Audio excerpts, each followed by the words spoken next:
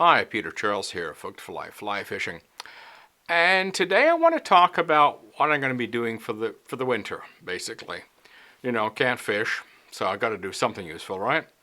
So I've done a lot of flies over the past couple of seasons. Steelhead flies, trout flies, streamers, whatever. I thought, it'd be cool to do some of these flies as tube flies because they often don't get done as in a tube style. And tube flies offer a lot of advantages to us. So I thought, well, why not handle them that way? I'll get the tubes going like I have right here, and we'll do a bunch of tube flies.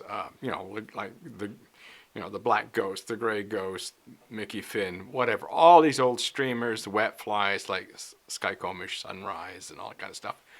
Do them as tube flies. Now, the thing is about doing tube flies, first off, if you don't know what a tube fly is or you've never done one, you want to start, I'll put a video up in the cards that shows you how to do a tube fly, what tube flies are all about.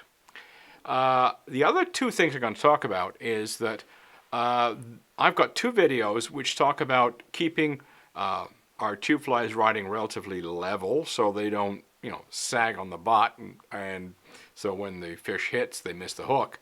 And the other thing is to keep them upright so they don't roll on their sides. I'm not going to regurgitate this on every video, so they're going to be up in the cards, okay? So, I would suggest you take a look at them, and I'll refer back to this video on each of the other videos so, people have a reference point if they don't know about this stuff, but I'm not going to regurgitate this every single time I do these videos. What I will concentrate on, however, is where the tying of a traditional pattern on a tube creates a difference, creates a change, where we have to approach it in a different way. Those are the salient points that I'm going to cover when I tie those flies. Other than that, they're going to be basically, a standard of, if it's a black ghost, it's a black ghost, right?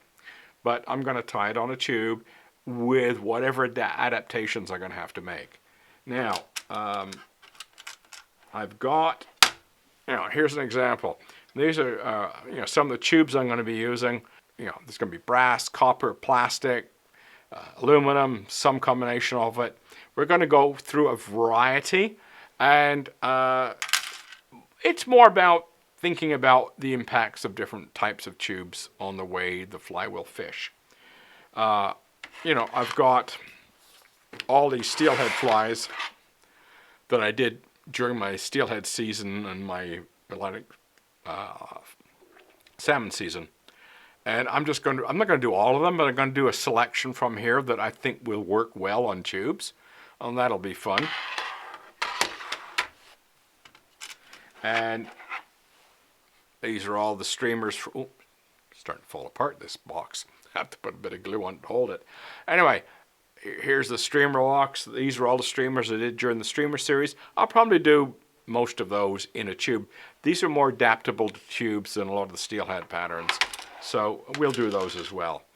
And I've got a huge selection of tubes that I'm going to do. A lot of variety in here, keep it interesting.